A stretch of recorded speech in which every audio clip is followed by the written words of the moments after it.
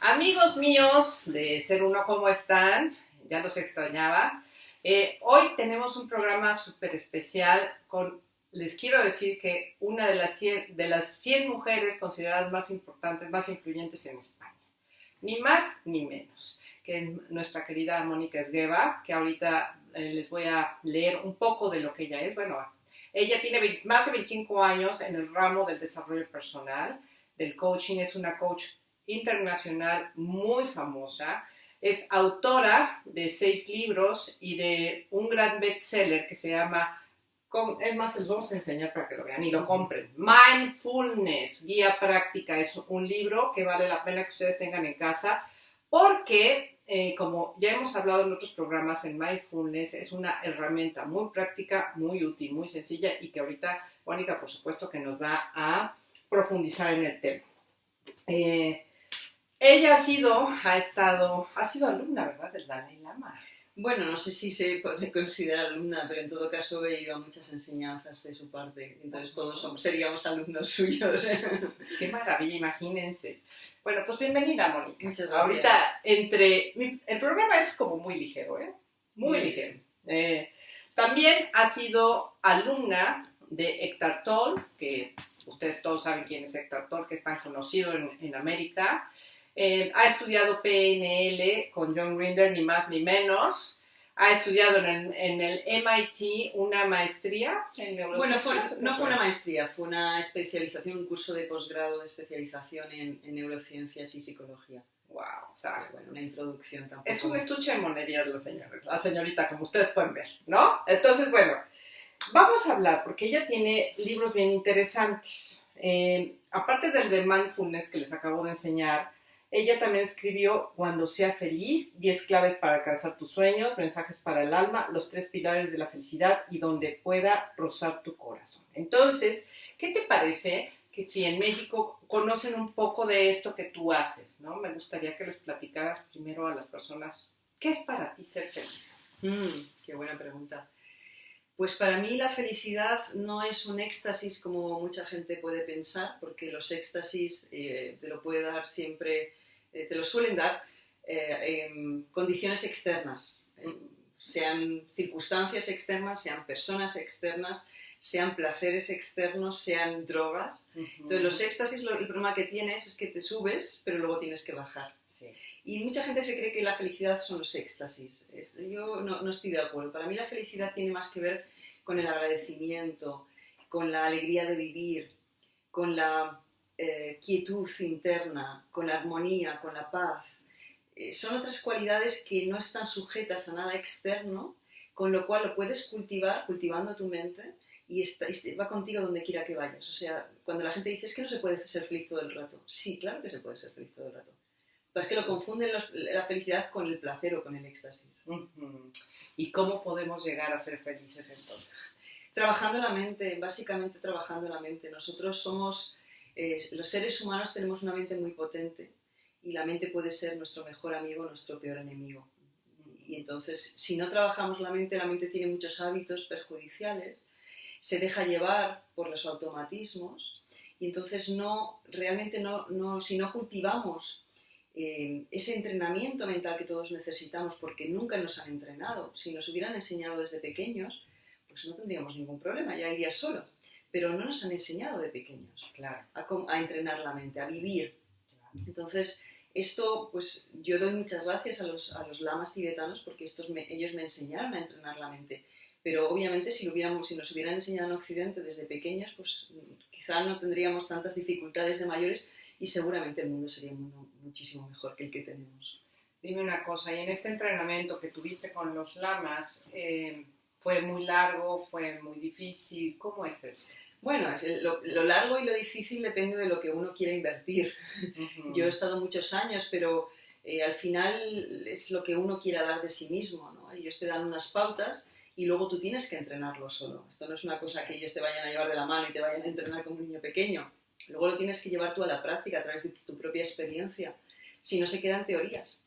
¿Y para ti fue fácil o fue complicado? Bueno, yo estaba preparada. Yo creo que era mi momento y entonces cuando es tu momento todo va floreciendo. difícil en tanto en cuanto pues, te lleva a tener que hacer cambios en tu vida. No puedes vivir de la misma manera y pretender que vaya a dar resultados diferentes. ¿Cómo qué cambios hiciste en tu vida? Yo cambié mucho, yo dejé toda mi vida, todo lo que tenía, todo lo que se supone que era, lo dejé, di un cambio de 360 grados. Yo vivía en París, estaba casada, tenía un súper trabajo y me dedicaba pues, al liderazgo y al marketing internacional con directivos internacionales. Wow. Y me di cuenta que yo no había venido a eso, a esta tierra, que yo había venido para poner mi granito de arena en hacer un mundo mejor y que no lo estaba haciendo. Y eso pues fue cuando yo empecé a pasar tiempo con los lamas y a recibir enseñanzas del Dalai Lama. Para mí fue como, no puedo seguir igual. No fue, digamos, yo no pasé por ninguna crisis, yo no pasé por de repente darme cuenta de cosas que no estaban en mí. Todo eso estaba en mí, pero creo que era el momento, era el capullo que de repente empezó a florecer. Y ya una vez la flor estaba ahí, ya no podía negar que no estaba, ya estaba. Entonces había que hacer algo. Pero qué valiente, porque tú, siendo economista, ¿verdad? Sí. Dedicada a estas empresas tan importantes y de repente pues dejar todo lo conocido para aventurarte en este mundo del coaching y todo esto. Sí. ¿Cómo fue para ti? Cuéntanos. Fue un camino largo, ha sido un camino largo, ha sido un camino de mucha constancia, de mucha perseverancia, también de mucha fe, porque, claro, al principio obviamente nadie cree en ti y nadie te apoya. Entonces, o tienes tu apoyo a ti mismo muy interiorizado y tienes mucha fe y crees mucho en lo que estás haciendo, o al contrario vas a encontrar personas que van a intentar, oye, ¿por qué no vuelves a ser economista? ¿No? ¿Y por qué no vuelves? ¿Y por qué no trabajas en un banco? Vas a ganar muchísimo más dinero. Pero no es el dinero lo que me motivaba, era realmente dar un sentido a mi vida. Entonces sí, ha sido un camino largo, mucho más difícil en términos de mucha perseverancia, mucho trabajo, de lo que la gente luego pueda pensar cuando ves que sacas los libros o cuando sales en televisión o lo que sea. Hay mucho detrás que no se ve, que no se sabe, pero no hace falta tampoco que se sepa. Claro. Yo sé lo que es y eso es suficiente. Y además, cuando volteas hacia atrás, me imagino el orgullo que has de sentir de todo lo que has evolucionado. Bueno, no sé si orgullo es la palabra. Hecho, ¿no? Sí, yo creo que es más la alegría, ¿no? De ver que todo lo que siembras al final da resultados. Y aunque los resultados no son inmediatos, tienes que creer que todas las semillas que se siembran al final van a dar sus frutos. Y eso, creo que mucha gente quiere los frutos inmediatos y cuando hacen los cambios de vida, quieren al instante que todo salga bien y que la promesa de que todo va a salir bien y que los resultados están ahí y que incluso puedes vivir de ello inmediatamente. No es así, esto no es real, pero merece la pena. Claro. Me gustaría que ahondaras un poquito en esto porque me llamó mucho la atención un artículo que escribiste, bueno, varios, pero en uno de ellos mencionabas este tema de la frustración. ¿Por qué nos hemos vuelto fóbicos a la frustración? Nos hemos vuelto fóbicos al dolor. Entonces, me gustaría que les explicaras a las personas por qué es importante vivirlo. Yo creo que la gran diferencia es la diferencia entre dolor y sufrimiento. Entonces, el dolor es innato al ser humano. Nosotros vamos a sentir dolor porque tenemos un cuerpo físico. El cuerpo físico se deteriora y cuando se deteriora duele o se enferma. Nosotros también tenemos que sentir dolor porque creamos relaciones. Las relaciones no duran para siempre, nunca, aunque sea hasta que uno de los dos se muere, sea cualquier tipo de relación, con lo cual eso hay que aceptarlo. ¿Cuál es la manera que se tiene ahora mucho en esta sociedad líquida? No tengo relaciones profundas para no sentir dolor. Bien, pero es que entonces no tienes tampoco ninguno de la profundidad del disfrute. Entonces hay que aceptar que crear relaciones significa que en un momento dado habrá algo de dolor. Y otra parte que también viene de dolor es a veces uno tiene sueños y tiene ilusiones y esas ilusiones a veces no se cumplen. Duele, claro que duele. Entonces, ¿qué hago? ¿No tengo ilusiones, no creo ningún tipo de proyectos para no tener dolor? Pues no, hay que crearlos. Esto forma parte del ser humano. Hay que aceptar esta parte del ser humano. Porque si no, al final vives anestesiado de la vida. Entonces, ¿para qué estás aquí? Lo que no es connatural al ser humano es el sufrimiento. El sufrimiento realmente es una elección. Si tú quieres sufrir es una prerrogativa tuya, nadie la va a quitar, pero que sepas que es algo elegido. Sufrimos porque no nos damos cuenta que todo es impermanente, que en la vida nada es para siempre. Entonces nos aferramos a las personas, a las situaciones que nos gustan, creyendo que eso tiene que durar. Y cuando no dura, nos frustramos, nos entra ira, nos entra rabia, porque se ha acabado. Porque se va a acabar en algún momento. Claro. Hay que aceptarlo. Cuando te ocurre un drama, una cosa difícil en la vida, te ocurre una vez, pero ¿cuántas veces nos lo repetimos en la cabeza? Infinitas. Esto es lo que causa sufrimiento. Es cierto. Y luego para mí hay otra causa, que esta es la causa de la que hablan mucho los budistas, que es la ignorancia. La ignorancia no en el sentido occidental, ni en la falta de conocimiento, de información, sino no ver las cosas como son.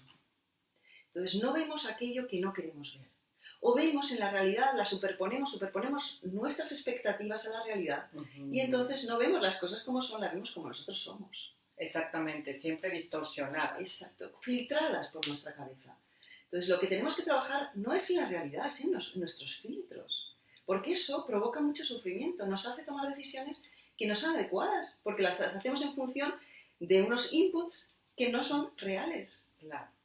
¿Y cómo podemos trabajar con la loca de la casa, o sea, la mente? Sí. Bueno, para mí es un trabajo de por vida. Es un trabajo que se empieza en un momento determinado, en el desarrollo personal o en el desarrollo psicológico, en el desarrollo espiritual. Se empieza en un momento dado cuando uno empieza a tomar conciencia o cuando uno sufre una crisis. Y esto ya es de por vida. ¿Por qué? Porque lo que hay son diferentes niveles de conciencia, diferentes niveles de evolución de la conciencia. Entonces, no podemos pretender que no se llega a ninguna meta, porque esto pasa un poco en el mundo espiritual. Hay gente que empieza y de repente pues, aprende cosas o ve cosas o siente cosas y se creen que ya han llegado a una cima. Sí. Es muy equívoco esto y no está basado en la realidad. Esto al final es como si fuera una escalera con diferentes niveles, y entonces solo cuando vas subiendo un peldaño te vas dando cuenta de todos los peldaños que hay por encima. Y es bonito y es bueno que sea así. El Dalai Lama dice a veces que el llegar a la iluminación lleva eones de tiempo. Y bueno, no sé si son eones, pero desde luego mucho, mucho tiempo. Claro. En México y en Latinoamérica en general tenemos una cultura del sufrimiento muy internalizada. Por ejemplo, tú sabes que acaba de ser el terremoto en la Ciudad de México, donde mucha gente perdió sus propiedades, la vida, amistades, familiares, etc. Entonces, muchas veces veo que se quedan como muy pegadas las personas a estas pérdidas. ¿Qué podrías decirles a ellos en este momento? Bueno, yo creo que una de las cosas que más sirven es el desapego. Los seres humanos en realidad tenemos muchos apegos. Tenemos apegos a las cosas materiales, tenemos apegos a las personas, tenemos apegos a las situaciones, tenemos incluso apegos a quienes creemos que somos, a nuestras creencias, a nuestras opiniones, y nos aferramos a todo ello.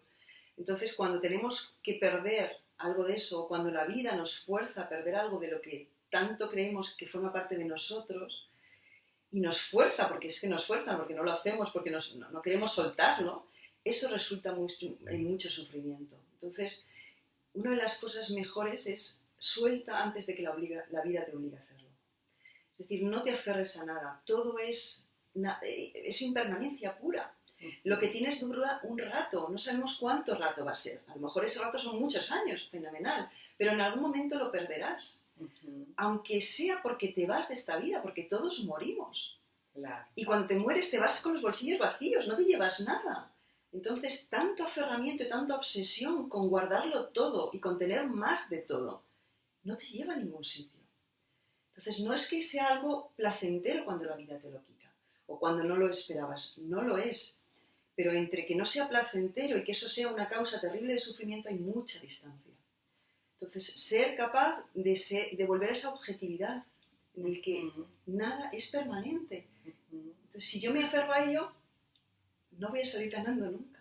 Pero ni los problemas son permanentes. Esa es la buena parte también. Lo positivo no es permanente siempre y lo negativo tampoco. Claro, claro. Eso es una maravilla. Ok. ¿Cuáles son las emociones negativas que tú consideras que nos impiden alcanzar nuestros sueños? Bueno, yo diría que más que emociones serían sentimientos. ¿Vale? Las emociones son automáticas Y esas no las podemos ni las debemos controlar, porque al final si no las reprimimos y entran en nuestro inconsciente y desde ahí gotean y nos pueden hacer mucho daño. Entonces las emociones no debemos controlarlas, debemos gestionarlas, eso sí, gestionarlas bien. Los sentimientos es lo que nosotros tenemos que ser más cuidadosos con ello. Los sentimientos vienen causados por los pensamientos. Entonces tenemos que cuidar qué pensamientos alimentamos, que hace que nos sintamos al final de una cierta manera. Entonces, cuando no nos gusta cómo nos estamos sintiendo, porque estamos amargados o porque estamos frustrados o porque tenemos rabia, lo que tenemos que hacer es ir a los pensamientos, observar nuestra mente. ¿Qué pensamientos estoy teniendo que están provocando estos sentimientos? Y eso es lo que tenemos que cambiar. Ok. Y de ahí, pues yo sé que tú eres una experta precisamente en el tema de emociones y de sentimientos. Bueno, simplemente me interesa mucho. ¿Te interesa? Ok. ¿Cuáles crees que sean las emociones que más nos están atorando hoy como seres humanos? Hay muchas. La rabia, la envidia, esta es muy, muy grave. La rabia también, la ira, el odio. Bueno, básicamente por decir algunas fuertes que son muy comunes por desgracia y que causan mucho mal. Porque todos estos sentimientos tan fuertes y tan negativos me perjudican a mí, perjudican a los demás. Sí. Entonces no traen nada positivo, no traen nada bueno, ni siquiera a mí mismo. Porque hay gente que, claro, dice, bueno, ¿cómo voy, por ejemplo, cómo voy a perdonar a una persona con lo que me ha hecho? Pero es que si tú guardas esa ira y ese odio dentro de ti, te estás carcomiendo, te estás destruyendo a ti mismo. No le estás haciendo ningún favor al otro. Claro, a lo mejor el otro ni enterado está y no le importa y tú estás sufriendo por eso. Y luego hacemos daño a todos los que nos rodean que queremos. ¿Por qué? Porque si tú estás en continuo estado de rabia, ¿qué le vas a aportar de positivo a la gente que quieres? Entonces al final, como dicen en inglés, es a lose-lose situation. Nadie gana. Pero además esa energía que estás mandándole a la otra persona, pues le llega. Claro que sí. A través del campo electromagnético. Pero si no queremos ir tan allá de decir, bueno, es que como me hizo tal pifia, no quiero volverla a perdonar. O no quiero soltarlo de mi cabeza. Pues lo único que estás logrando es que esa persona habite gratis en tu cabeza, sin pagar ni siquiera la renta. Sí. Entonces, no merece la pena, de verdad que no. Sí, entonces fíjate, qué interesante. Encima del daño que te hicieron... ¿Vive gratis en ti? Y tú lo premias, ¿no? No tiene ningún sentido. Ningún sentido. Pero bueno, los seres humanos hacen muchas cosas que no tienen ningún sentido y las siguen haciendo automáticamente. Oye, bueno, ¿y qué te lleva a ti al mindfulness? Bueno, yo llevo muchos años ya meditando. Ya hace 25 años que yo empecé en la meditación. Empecé en la meditación y en el mundo espiritual y en el desarrollo personal. Cuando yo me acuerdo, hay una tienda en España, no sé si en México, ¿tenéis la FNAC en México? No. Bueno, pues es una tienda donde se venden libros y discos muy grande, que es francesa, es una cadena de tiendas, y aquí llegó hace, pues sí, a 25 años. Y yo me acuerdo que yo iba a comprar libros y había una estantería pequeñísima en una esquina donde estaban todos apilados, había muy pocos, y era una estantería. Ahora vas a esa misma tienda y el espacio más grande está dedicado a libros de desarrollo personal, espiritual, etc. Sí. Entonces, esto es lo que ha cambiado. Que antes eras una persona rara y ahora esto se empieza a normalizar. De hecho, en México, los libros más vendidos son los de desarrollo personal. Y yo creo que en España seguramente también. No sé, yo no sigo mucho las cifras, pero seguramente también.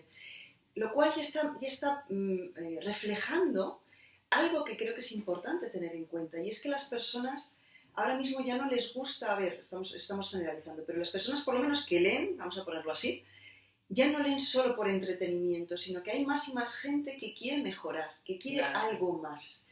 No es lo mismo para la gente que ve la televisión y no coge nunca un libro. Creo que eso es muy diferente porque esas personas siguen queriendo un entretenimiento rápido, fácil y un distracto. Exacto. Pero las personas que leen cada vez más quieren mejorar, tienen interés en hacer las cosas un poquito mejor y en sentirse mejor. Y todo esto es lo que creo que al final ha dado lugar a que el mindfulness, aparte de otras muchas cosas, pues en Occidente somos muy escépticos. Ujú. Entonces, el mindfulness, que no es más que una base de meditación, que los budistas lo utilizaban desde los tiempos de Buda como una base meditativa nada más, una clase de meditación, pues esto ha entrado, primero porque creo que se le ha quitado la palabra meditación. Y con lo cual, al quitar la palabra meditación, le quitamos también una connotación para algunas personas espiritual. Sí. Y por eso se ha podido llevar a otros campos que nada tienen que ver con la espiritualidad. Se ha hecho también, se le ha quitado una parte, la parte más, vamos a poner entre comillas, ética, que creo que no debería quitarse. Creo que es importante que esté ahí también la parte ética, porque el mindfulness no es moralmente neutro. En el mindfulness, el mismo concepto de mindfulness, sati, que decía en los tiempos de Buda, en Pali, significa tener atención, recordar y prestar, o sea, prestar atención y recordar, pero no es recordar el pasado, sino recordar, tener atención en todo momento. Okay. Pero es que además tiene otras connotaciones, entre ellas la amabilidad, la apertura. Entonces, por ejemplo, enseñar a un francotirador mindfulness es un contrasentido. ¿Por qué? Porque ahí no hay ninguna amabilidad. Es para matar mejor. Entonces no se puede aplicar, perdóname, no se puede llevar a todos los sitios, porque eso ya no es mindfulness, eso es otra cosa. Claro. Entonces el mindfulness, si no hay esa parte de apertura, de amabilidad hacia uno mismo y hacia los demás, no es mindfulness. Wow, qué fuerte, claro. ¿Y no te parece que desgraciadamente, como pues muchas veces sucede, se empieza como a hacer una moda más que hacer, porque eso es lo que muchas veces he percibido, ¿no? Que en Estados Unidos, por ejemplo, se utiliza mucho como esto de, en las empresas vamos a dar todos mindfulness. A lo mejor lo saben y tienen bien conciencia de qué es, para qué sirve, pero todo el mundo lo hace, pues vamos a dar mindfulness. ¿No te parece un poco esto? Bueno, yo creo que tiene una cosa que es, tiene una parte que es muy positiva, y es que, como es algo tan beneficioso, solo puede traer cosas beneficiosas.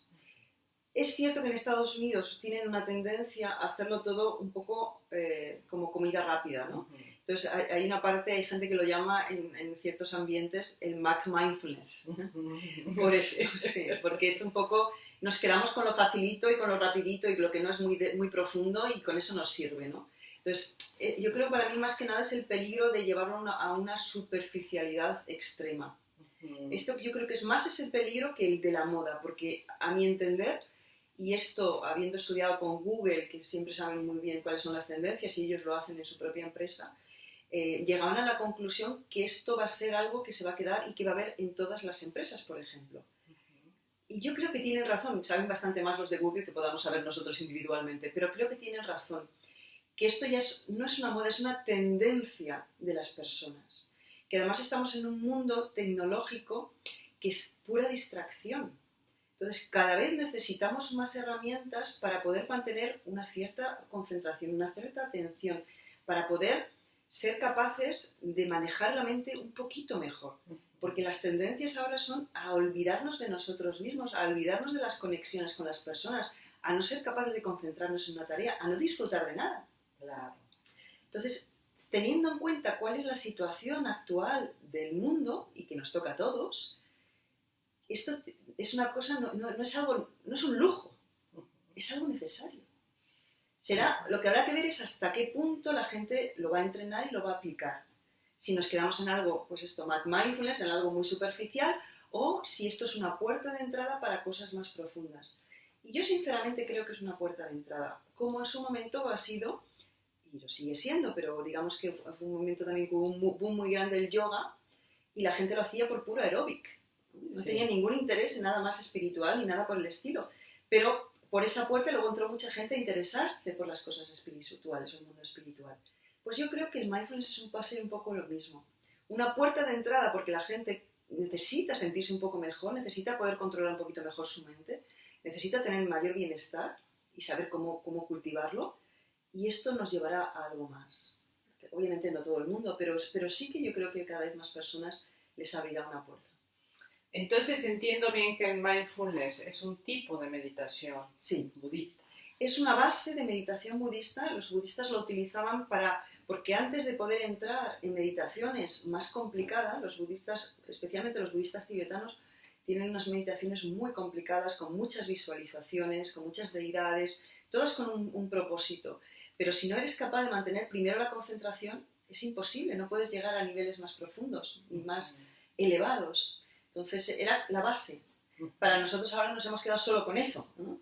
Y esto aplicado luego pues, a todas y cada una de las cosas que hacemos durante la vida. Es decir, está la meditación formal, que sería el mindfulness formal, pero luego el informal, que es para lo que tenemos que aplicarlo además. Que es, bueno, cuando estoy comiendo, cuando estoy con mis hijos, no estoy pensando en el trabajo, cuando estoy en el trabajo no estoy pensando en salir del trabajo o en las vacaciones, sino que estoy en la tarea en la que estoy haciendo, es decir, el poder estar presente de cuerpo y de mente, claro.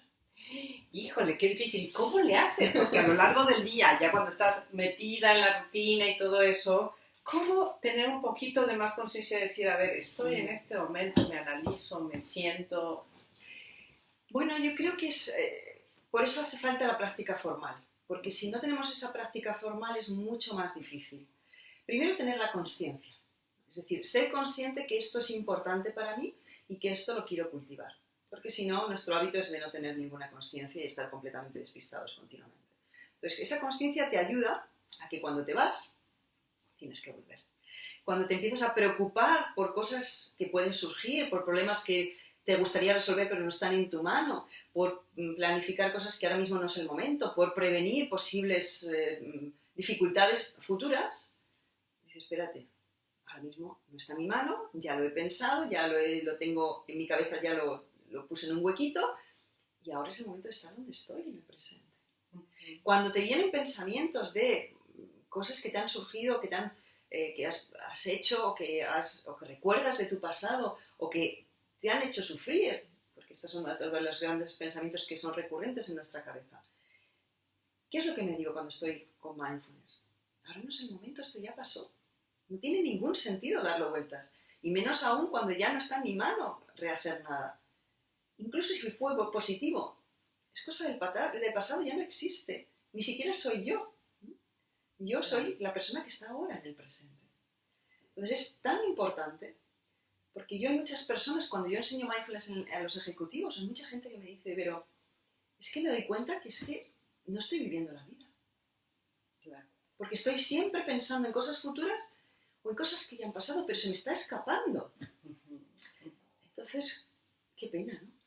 Claro. Qué pena.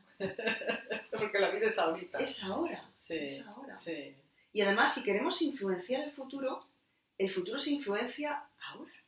Sí. El futuro depende de lo que hagamos ahora.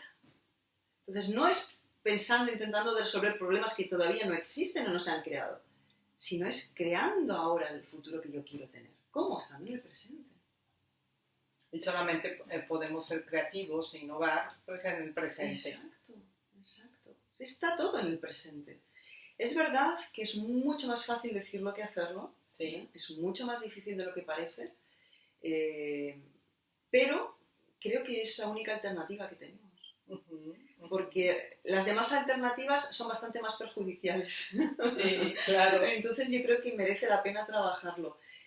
Es también cierto que cuando empiezas a meditar y cuando empiezas a ir hacia adentro, a observarte, yo muchas veces enseño, ¿no? cómo salir de ti mismo y verte como una segunda persona que es capaz de mirar a tus propios pensamientos y darte cuenta que tú no eres tus pensamientos. Ay, ¿nos puedes enseñar a hacer eso? Bueno, es imaginarse, esto es algo sencillo. Es realmente, primero, no identificarse con los pensamientos propios. Yo no soy mis pensamientos, soy la conciencia que piensa esos pensamientos. Entonces, desde ahí es donde los puedo cambiar. Normalmente nos identificamos con nuestros pensamientos y esos pensamientos nos arrastran. Sí. De tal manera que dices, bueno, pero ¿cómo he terminado yo? Rumiando estas cosas, imaginando que va a haber un problemón tremendo, cuando no partimos desde ahí. Y esto es porque creemos que los pensamientos nos llevan. Entonces, que no tenemos ningún poder sobre ellos, que no tenemos poder para controlarlos. Bueno, tú lo sabes como terapeuta. Básicamente es salir de nosotros mismos y observarnos, autoobservarnos. Somos la conciencia que piensa estos pensamientos. Y como soy la conciencia que piensa estos pensamientos, si estos pensamientos me hacen sufrir, los puedo cambiar. Si yo soy estos pensamientos, yo no los puedo cambiar. Claro. Ahí está nuestra fuerza. Pero lo primero es ser capaz de observarlos. Como si fuéramos una entidad aparte. Como si fuéramos una entidad, una persona separada que puede mirar a sus pensamientos. Y solo desde ahí podemos elegirlos. Qué maravilla. Se oye sencillo, pero como dice Mónica, es trabajo personal de todos los días.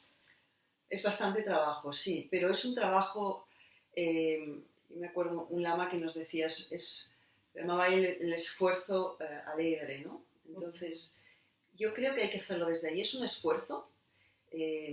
Vivimos en una época en la que no nos gustan los esfuerzos, todo lo que suponga un esfuerzo, que tratamos de evitarlo, y creo que eso es un mal camino. Yo creo que sí hay cosas que en la vida merecen esfuerzo. Si no hacemos ese esfuerzo, tampoco vamos a tener los deleites después, pero es un esfuerzo con alegría, es un esfuerzo con gozo, porque nos damos cuenta desde muy pronto de la cantidad de beneficios que tiene para nosotros mismos y obviamente para la gente que nos rodea y a la que queremos y nos quiere. Claro.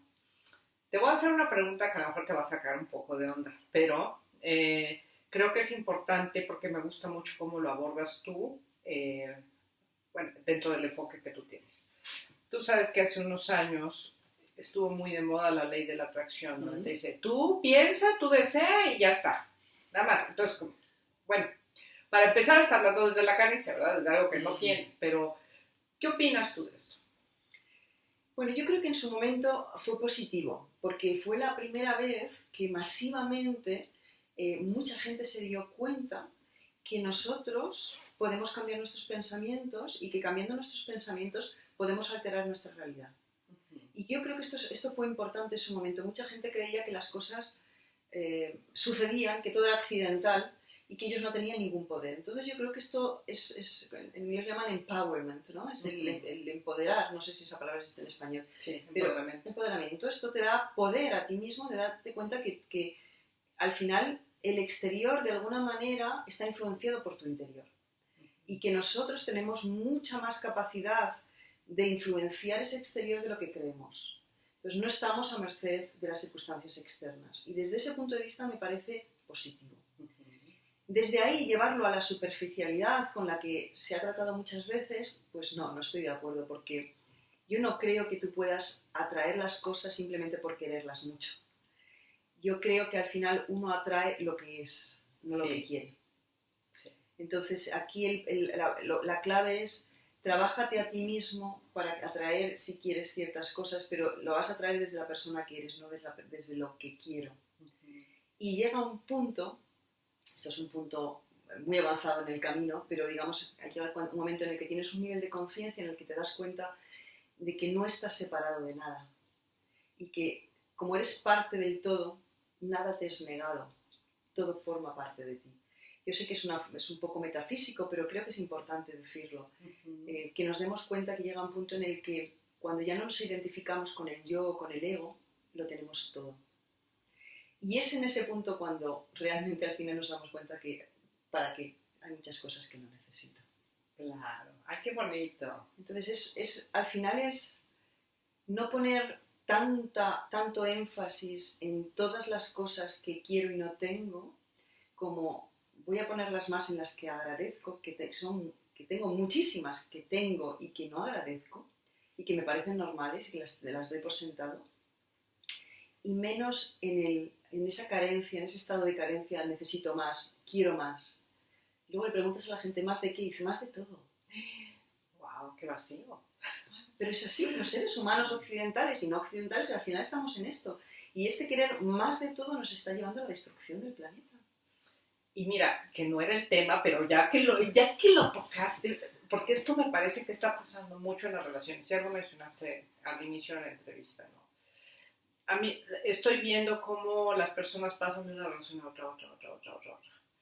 ¿Qué podrías iluminar? ¿Qué podrías decirnos al respecto? Bueno, yo creo que aquí forma parte de lo que son un reflejo de nuestra sociedad líquida, ¿no? Primero, en el que no nos comprometemos con nada ni con nadie. Entonces todo es susceptible de mejora, pero no mejora porque yo voy a trabajar en las cosas, sino voy a ver si encuentro a alguien mejor. Esa es la mejora. Sí.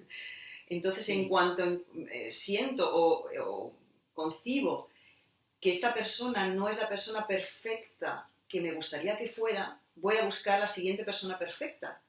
Pero es que no existen las personas perfectas. Claro, pues siempre va a haber alguien mejor, ¿estás de acuerdo? Alguien más guapa, más joven o no, más rico, o no. Porque el que no cogía de una cosa, cogía de otra. Pero siempre vas a encontrar a alguien que tú crees que es mejor. O no. O no. Claro, y es que yo no estoy nada convencida. Yo creo que simplemente tenemos algunas cosas más desarrolladas y otras cosas menos desarrolladas. Pero esa búsqueda por la perfección continua en el otro no es más que un reflejo de las pocas ganas que nos gusta entrar en profundidad. Sí. Por una parte es la perfección, pero por otra también es la parte de que cuando yo ya me empiezo a comprometer, se ven cosas también, veo cosas de mí mismo. Y veo cosas de mí mismo porque la pareja hace de espejo. Y te das cuenta de cosas que tú no tienes trabajadas.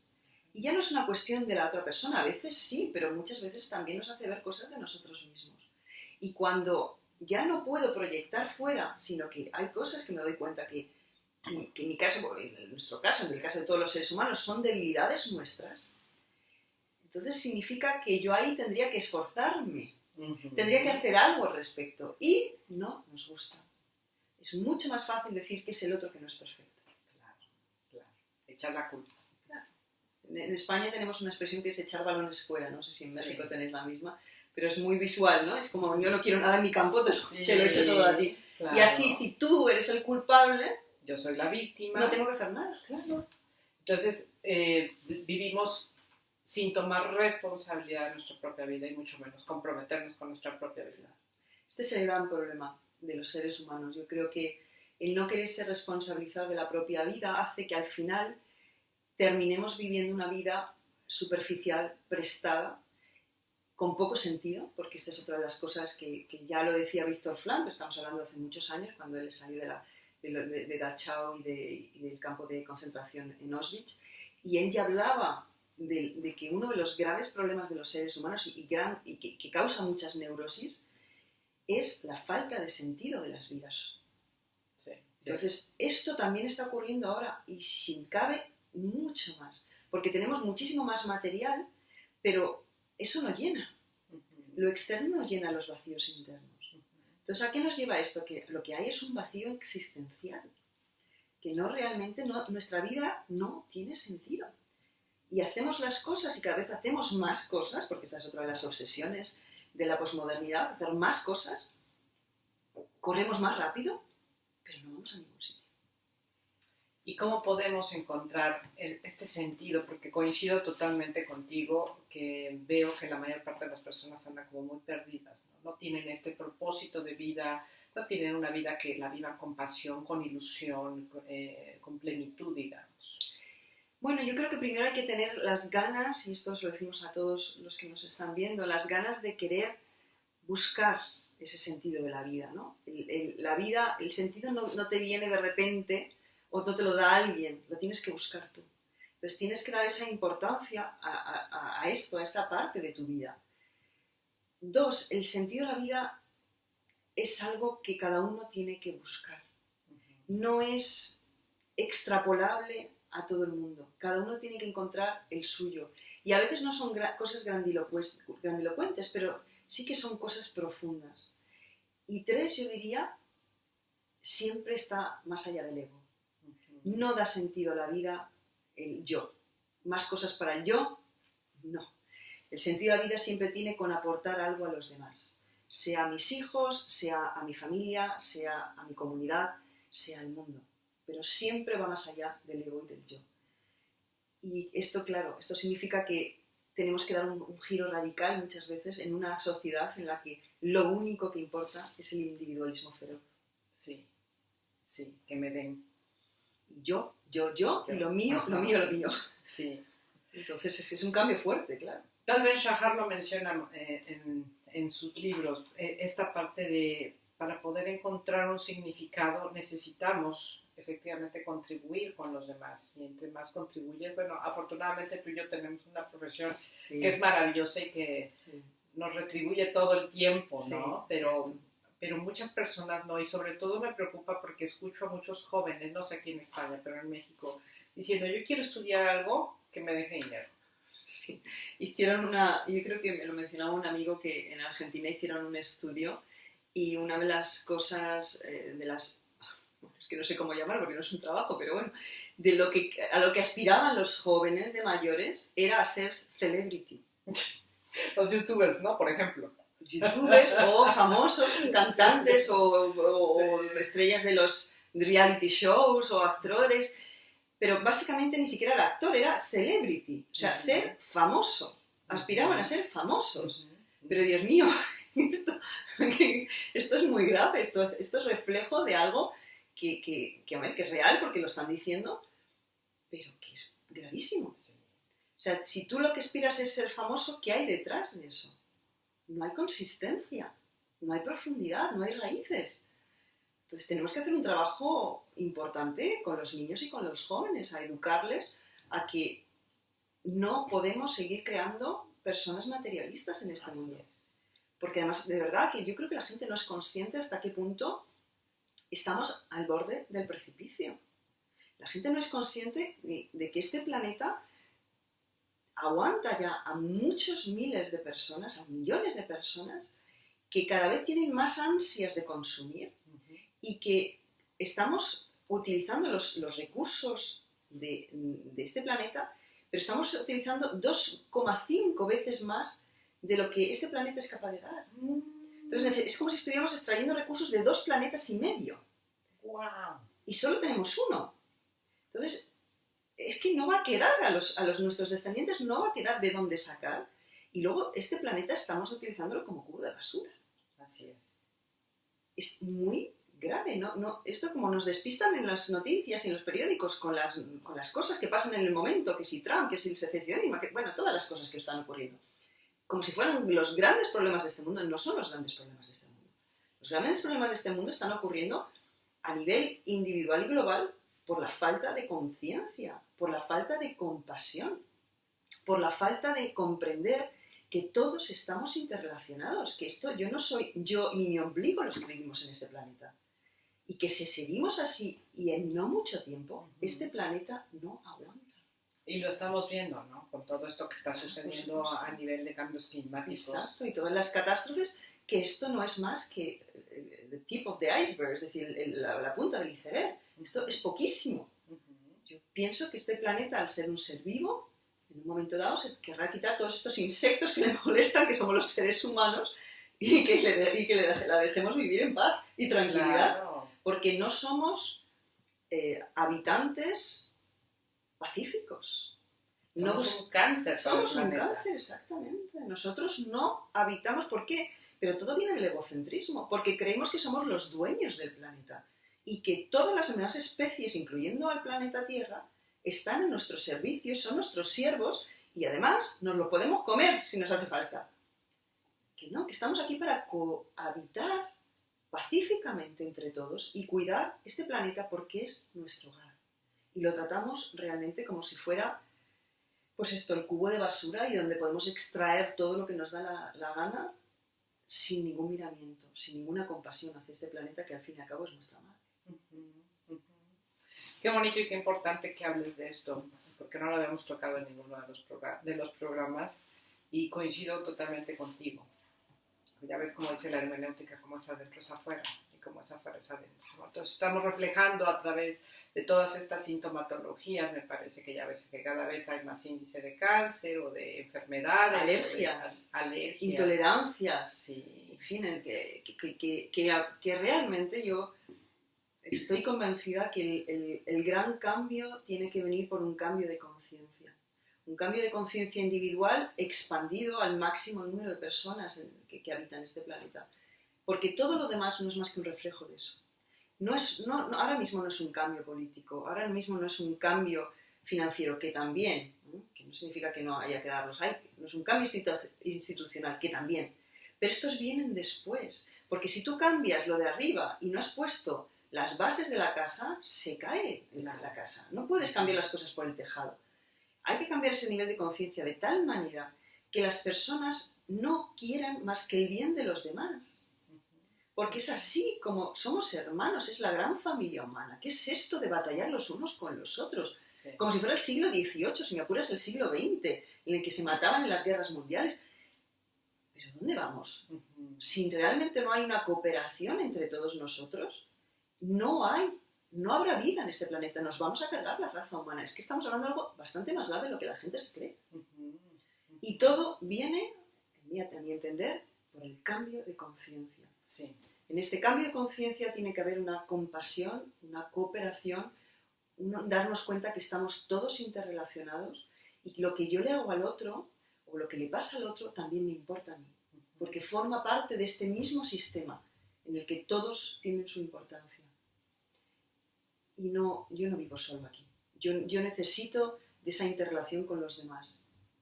Entonces, cambiemos la base. Qué lindo.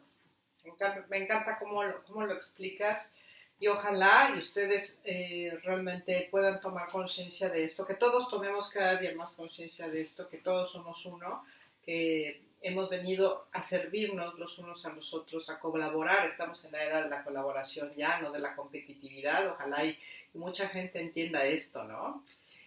Yo creo que es muy importante y todos los cambios que este planeta necesita, toda la evolución que el planeta necesita, toda la evolución que la humanidad necesita, viene de ahí. Y ese cambio de conciencia viene por un trabajarse la mente, que no haya guerras internas. Si yo estoy en guerra interna, no voy a poder traer paz al planeta.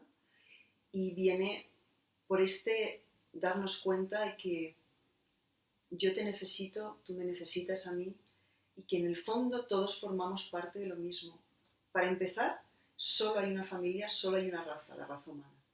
Todo lo demás son invenciones de los seres humanos con un nivel de conciencia mucho más bajo, con mucha inconsciencia, de hecho, en el que nos creemos que unos somos mejores que otros y que como tienen un color diferente o porque viven 2 metros más allá, yo voy a levantar un muro físico o intelectual o de frontera o de lo que sea y estoy en lucha contra el otro.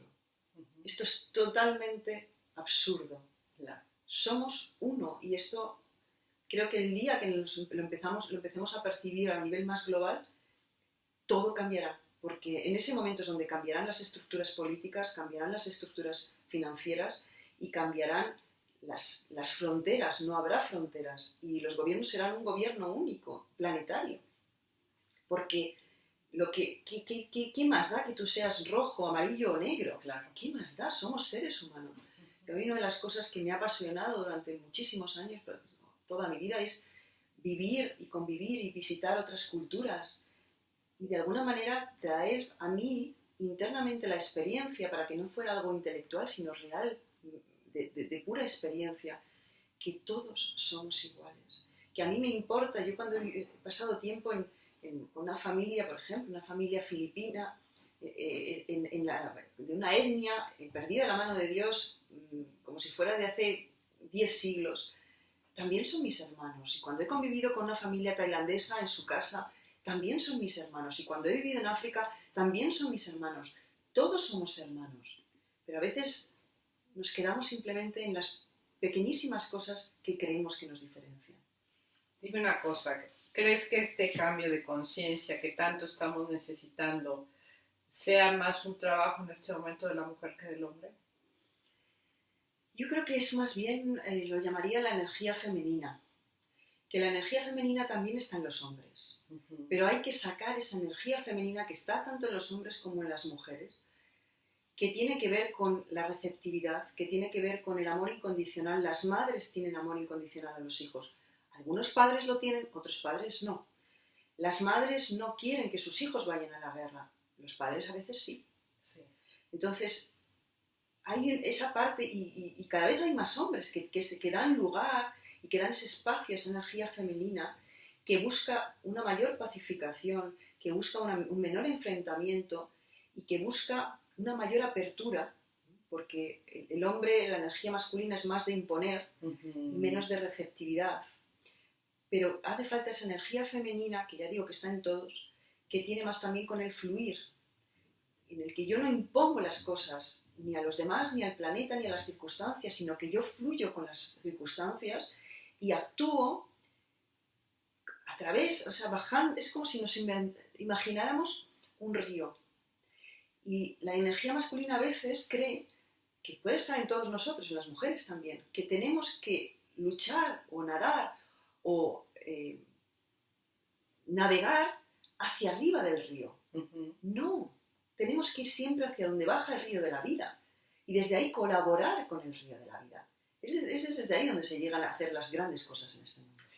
Que es totalmente contrario a lo que se nos enseña, porque la competitividad es ir contracorriente, ¿no? Y tú puedes, y tú lucha, y tú lo vas a lograr, y échale ganas, y así, pero a veces es tan necesario y tan importante esto de aceptar, rendirse humildemente y fluir, como tú dices, ¿no? Que no significa no esforzarse, claro. No estamos hablando de eso, pero es hacerlo en la buena dirección, que es siempre hacia abajo.